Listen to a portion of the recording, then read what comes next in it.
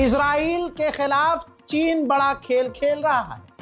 ये बात मैं नहीं, ये रही इजराइल की रिपोर्ट, जिस रिपोर्ट को जारी किया है जेविश पीपल पॉलिसी इंस्टीट्यूट ने। इसके अंदर बताया है, इस पूरी रिपोर्ट में बताया है कि चाइना पहले यहूदियों के लिए, इजराइल के लिए ठीक था, लेकिन जैसे जैसे इजराइल मिडिल ईस्ट के करीब हुआ, अरब देश, मुस्लिम देश, ईरान के करीब हुआ, वैसे वैसे उसका एजेंडा चेंज हो गया।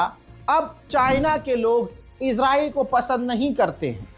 चाइना के लोग यहूदियों से अब नफरत करने लगे हैं। चाइना अब हर तरह से मुस्लिम देशों का साथ देता है और यहूदियों के खिलाफ रहता है। हजरत, इथियोपिया का जिगरा देखिए। सलाम करता हूं इथियोपिया के राष्ट्रपति को। भाई, इजराइल का राष्ट्रपति इथियोपिया गया, इजराइल का राष्ट्रपति और इथियोपिया मिल रहे थे, साथ में थे। इजराइल के राष्ट्रपति के मुंह पर ही इथियोपिया के राष्ट्रपति ने कहा कि हम 2 स्टेट सॉल्यूशन को सपोर्ट करते हैं। हम हर तरह से चाहते हैं कि फिलिस्तीनी लोग आज़ादी से रहें, जिए और उनकी ज़मीन का अधिकार उन्हें दिया जाए और 2 स्टेट सॉल्यूशन निकाला जाए, तनाव खत्म किया जाए। हजरत, इतना जिगरा हमारे वाले में थोड़ी है। हमारे वाले के बारे में पूरा दिन दिखाया गया कि अरे प्रधानमंत्री मिलने गए और उनका मोदी मोदी इजराइल की संसद में नारा लग रहा था। अबे अपनी संसद में आता नहीं, इजराइल की संसद में पहुंच गया। बहुत बढ़िया भाई, बहुत बढ़िया। अरे भाई, जो दिखाया उसमें इंटरेस्ट नहीं है। हमें तो रात वाले प्रोग्राम में इंटरेस्ट था कि रात को मोदी जी ने क्या किया। तू समझा? हाँ। नहीं, तू समझा नहीं। हंस लिए, समझ गए? आजाद भारत के प्रधानमंत्री मोदी जी जब वहां पहुंचे हैं तो भाई फिर वही गो गो गो। भाई कुछ समझ में नहीं आ रहा किसी को, लेकिन इतना बड़ा मुंह फाड़ के हंसना और दूसरे की पत्नियों का हाथ पकड़ के दबाना, कोई इनसे सीखे।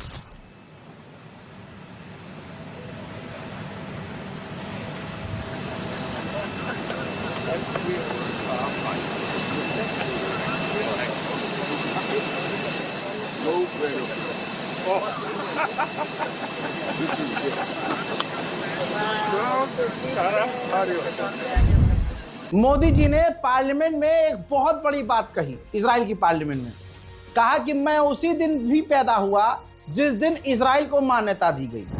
सुनिए। I was born on the same day that India formally recognized Israel, September 17, 1950. सुना? मैं उसी दिन पैदा हुआ जिस दिन इजराइल को मान्यता दी गई। अब मैं ये सोच रहा हूं कि अगर इजराइल को उस दिन मान्यता नहीं दी जाती तो पूरी दुनिया एक एक आदमी से बच जाती। तो मोदी जी पैदा नहीं होते क्या? अरे मोदी जी, कुछ तो सोच के बोलो। मैं उस दिन पैदा हुआ जिस दिन इजराइल को मान्यता दी गई। मोदी जी वेट कर रहे थे, नहीं मैं तभी जाऊंगा बाहर जब इजराइल को मान्यता। अरे यार मोदी जी, कुछ भी यार। हजरत, उधर से ये आदमी जहां जाए वहां पर हमें जलील करके ना, ऐसा हो ही नहीं सकता। भाई, मोदी जी ने एक बयान में ये भी कहा कि इंडिया इज मदरलैंड और इजराइल इज फादरलैंड। इस बात का कोई तुक बनता है? मतलब तुम अपने आप को औरत घोषित कर रहे हो और अगले को जो बाप घोषित कर रहे हो। और यही बात जब पाकिस्तान कहता है कि तुम बाप अगर हो तो भारत को माता क्यों कहते हो? जब हमसे मैच होता है तो कहते हो कि हम पाकिस्तान के बाप हैं, और जब बात आती है मुल्क की तो अपने मुल्क की बात करते हो तो कहते हो भारत माता है। तो इन्होंने वहां भी जाकर खुद को औरत घोषित किया, भारत को जो बता दिया कि मदरलैंड और उनको बता दिया फादरलैंड। अब मुझे समझाने की जरूरत है? गोप गोप गोप कौन करेगा? हजरत मोहतरम, प्रियंका गांधी ने ट्वीट किया था कि यहाँ जो पार्लियामेंट में इजराइल में जाकर मोदी जो स्पीच देने वाले हैं उसमें इजराइल ने जो जेनोसाइड किया है उस पर भी बात करें, फिलिस्तीनियों पर जो जुल्म किया है उस पर भी बात करें।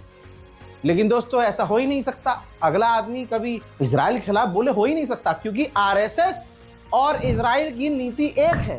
तभी तो आप देखिए गोदी मीडिया के एंकर्स कल कितना खुश थे।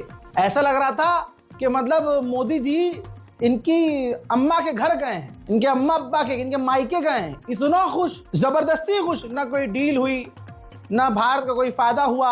और ससुरों ने रात का प्रोग्राम नहीं बताया कि मोदी जी ने रात में क्या किया इजराइल में। हजरत नेतन्याहू को खुद इजराइल के मेंबर ऑफ पार्लियामेंट पसंद नहीं करते। जब मोदी जी वहां पहुंचे हैं तो रिपोर्ट यह भी है कि पार्लियामेंट में मोदी जब स्पीच दे रहे थे तो नेतन्याहू के विरोध में मोदी जी की स्पीच का भी विरोध किया और कई सारे मेंबर ऑफ पार्लियामेंट बाहर चले गए। हजरत एक स्पेशल चीज ये भी थी कि खुद नेतन्याहू ने इंडियन ड्रेस पहनी हुई थी। मोदी से मुलाकात के दौरान भाई साहब दो भाई मिल रहे हैं। भाई देखो ना यार, जिस एक देश तो खुल्लम खुल्ला मुस्लिम के खिलाफ है, अरब के खिलाफ है, नरसंहार करता है, दूसरा आदमी भी मुसलमानों के खिलाफ है, ईसाइयों के खिलाफ है, दलितों के खिलाफ है। बस वो खुल के नहीं बोलता, अपने लोगों से करवाता है। तो भाई दोनों सगे भाई तो लगेंगे ही ना। लेकिन मोदी खुद अपनी पार्टी का नहीं है। मोदी जी और ये बीजेपी खुद अपनों के सगे नहीं है। भाई अटल बिहारी वाजपेयी को ये लोग भूल गए। अटल बिहारी वाजपेयी ने खुद अपने मुंह से कहा था कि ये यहूदियों ने फिलिस्तीनियों की अरब की जमीन पर कब्जा किया हुआ है, इनको फिलिस्तीनियों की जमीन छोड़कर जाना होगा। आज खुद के पूर्व प्रधानमंत्री, एक दिग्गज लीडर के ये खुद के खिलाफ, ये खुद उनके सगे नहीं हुए, ये किसके सगे होंगे? एक गलतफहमी पैदा की जा रही है। ये कहा जा रहा है जनता पार्टी की सरकार बन गई, वो अरबों का साथ नहीं देगी, इजराइल का साथ देगी। आदरणीय मोरारजी भाई इस स्थिति को स्पष्ट कर चुके हैं। गलतफहमी को दूर करने के लिए मैं कहना चाहता हूं कि हम हर एक प्रश्न को गुण और अवगुण के आधार पर देखेंगे, लेकिन मध्य पूर्व के बारे में यह स्थिति साफ है कि अरबों की जिस जमीन पर इजराइल कब्जा करके बैठा है वो जमीन उसको खाली करना होगी। आक्रमणकारी आक्रमण के फलों का उपभोग करे, ये हमें अपने संबंध में स्वीकार नहीं है।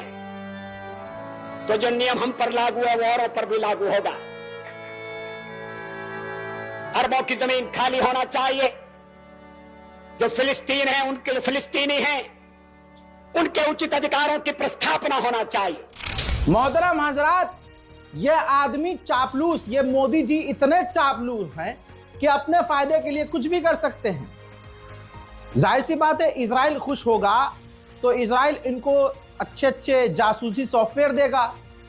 इजराइल की गवर्नमेंट की वजह से अरबों की सरकारें टिकी हुई हैं।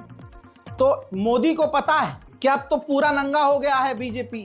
तो जिस तरह से अब भारत के अंदर जो इलेक्शन कमीशन है वो भी खुल गई है कि वो मोदी का किस तरह साथ देती है, किस तरह से फर्जीवाड़ा किया जाता है। तो आगे चुनाव में दिक्कत आएगी। तो मोदी जी ने अब नया स्टेप लिया है ये कि भाई ऐसे व्यक्ति के करीब हो जाओ नेतन्याहू के, जो खुद क्राइम मास्टर गोगो है, जिसको क्राइम मिनिस्टर कहा जाता है, जिस आदमी के खिलाफ खुद के इजरायली लोग, लाखों लोग, करोड़ों लोग सड़कों पर उतरकर प्रदर्शन करते हैं, और उस इजराइल के करीब हो जाओ जो इजराइल की पॉलिसी दूसरे देशों की सरकारें बनवाती और गिरवाती हैं। तो ये उसकी चापलूसी करेंगे तो भारत में लंबे समय तक के लिए मोदी प्रधानमंत्री रहेंगे। हजरात, ये खुद मोदी उस ग्रुप का आदमी है जो ग्रुप महात्मा गांधी को उनके मरण दिन पर दोबारा से गोली मारकर उनको याद करते हैं। उसी महात्मा गांधी ने क्या कहा था? फिलिस्तीन अरब का है, अरब और फिलिस्तीन एक हैं, फिलिस्तीन की जमीन अरब की है। ठीक वैसे जैसे इंग्लैंड की जमीन इंग्लिश की है, इंग्लिश लोगों की है, अंग्रेजों की जमीन अंग्रेजों की है, फ्रांस की जमीन फ्रेंच की है। इस वजह से ठीक वैसे ही फिलिस्तीन की जमीन फिलिस्तीनियों की है। फिलिस्तीनियों के ऊपर, अरब के ऊपर इजराइल को थोपना सरासर गलत है। फिलिस्तीनियों की जमीन आजाद होनी चाहिए। यह बात महात्मा गांधी ने कही। और मेरे दोस्तों, महात्मा गांधी के खिलाफ कौन है, कौन सी पार्टी है, यहां हमें किसी को खुलकर बताने की जरूरत नहीं है। ये दुनिया जानती है। इजराइल के डिफेंस मिनिस्टर ने ऐलान किया कि हम परमानेंट गाजा, सीरिया और लेबनान में रहेंगे, हम बाहर कभी नहीं निकलेंगे, न पीछे हटेंगे। इजराइल ने जो वेस्ट बैंक पर कब्जे का ऐलान कर दिया है, इस पर तुर्की ने सिर्फ निंदा की है, और निंदा करने के अलावा तुर्की कुछ उखाड़ भी नहीं सकता। चलिए, आप देखना नहीं चाहते लेकिन मैं दिखाऊंगा। गाजा के हालात देख लीजिए, बाढ़ का माहौल है। एक तो बेचारे फिलिस्तीन गाजा के लोग घायल, बीमार, अपाई हो चुके हैं। अभी उनको बिना हाथ पैर के जीने की आदत नहीं है, लेकिन अब उनके ही टेंटों में बाढ़ है, उनके ही इलाकों में बाढ़ है। खाने पीने के लिए कुछ नहीं है उनके पास, मदद पहुंच नहीं रही है, और हम मदद के लिए आगे आ नहीं रहे। हजरात, गाजा के ऊपर नजर रखने के लिए इजराइल लगातार ड्रोन उड़ा रहा है और गाजा के लोगों पर नजर रख रहा है। इजराइल ने जर्मनी को अपनी एक सबमरीन ड्रोन सौंप दी है। कहा जा रहा है कि जर्मनी इजराइल से भारी भरकम हथियार ले रहा है। इसके अलावा चंद तस्वीरें एक साथ आपकी स्क्रीन पर हैं, ध्यान से देखिए। इजराइल के सेटलरों ने, इजराइल के आम यहूदी लोगों ने फिलिस्तीनियों के इलाकों में, वेस्ट बैंक में घुसपैठ करी, और रोज की तरह जो पिछले 2 साल से ये कर रहे हैं, उन्होंने कल ये फिर किया। फिलिस्तीनियों की प्रॉपर्टीज में आग लगाई, फिलिस्तीनियों की गाड़ियों में आग लगाई, उनका साजो सामान लूट कर ले गए। इसके अलावा फिलिस्तीन के वेस्ट बैंक में फिलिस्तीनियों के मकानों को इजराइल आधिकारिक तौर पर तोड़ रहा है, बुलडोजर चला रहा है, उनके घरों पर कब्जा कर रहा है। रमजान के इस पाक अवसर पर जहां पहले लाख लोग फिलिस्तीन के जा सकते थे बैतुल मुकद्दस में, अब सिर्फ 20-25 हजार जा सकते हैं, वो भी बड़ी मुश्किल से और एक साथ नहीं। और अगर टुकड़े में लोग जा भी रहे हैं तो ये देखिए, बैतुल मुकद्दस से मस्जिद अल अक्सा के अंदर से, मस्जिद के परिसर से फिलिस्तीनी बेगुनाहों को, निहत्तों को इजराइल की पुलिस जबरदस्ती गिरफ्तार करके ले जा रही है। एक बार फिर से फ्लोटिला काफिला आने की तैयारी में है। तैयारी की जा रही है कि फ्रीडम फ्लोटिला नाम से गाजा के लिए एक फ्लोटिला मदद लेकर आए, जो गाजा तक पहुंचे। अभी तक गजा तक कोई फ्लोटिला नहीं पहुंच पाई है, लेकिन कहा जा रहा है कि ये फ्लोटिला का काफिला सबसे बड़ा होने वाला है, जिसमें कम से कम 3000 एक्टिविस्ट, आम लोग और डॉक्टर्स शामिल होंगे। हजरात, जो इजरायली फिलिस्तीनियों की जमीन पर गैर कानूनी तरीके से रह रहे हैं, अमेरिका उनको भी वीजा देने को तैयार है, जिस पर अब फिलिस्तीन अथॉरिटी ने निंदा की है अमेरिका की, और कहा कि यह सरासर गलत है। इससे हिंसा और तनाव इलाके में और बढ़ेगा। सिर्फ पिछले ही साल, 1 साल के अंदर इजराइल ने 129 पत्रकारों को कत्ल कर दिया। रिपोर्ट की माने तो 1 साल के अंदर पूरी दुनिया के 2/3 पत्रकारों को अकेले इजराइल ने ही कत्ल किया। और वहां पर मोदी जी जाके आज रमजान है, क्या कहें, यही सच्चाई है। सोमालियालैंड और इजराइल ने अपने एक दूसरे के लिए, दोनों ने एक दूसरे के लिए अपने अपने एम्बेसडर घोषित कर दिए हैं। हजरात मोहतरम, उधर सीरिया के ऊपर इजराइल के फाइटर जेट तक उड़ते हुए नजर आ रहे हैं।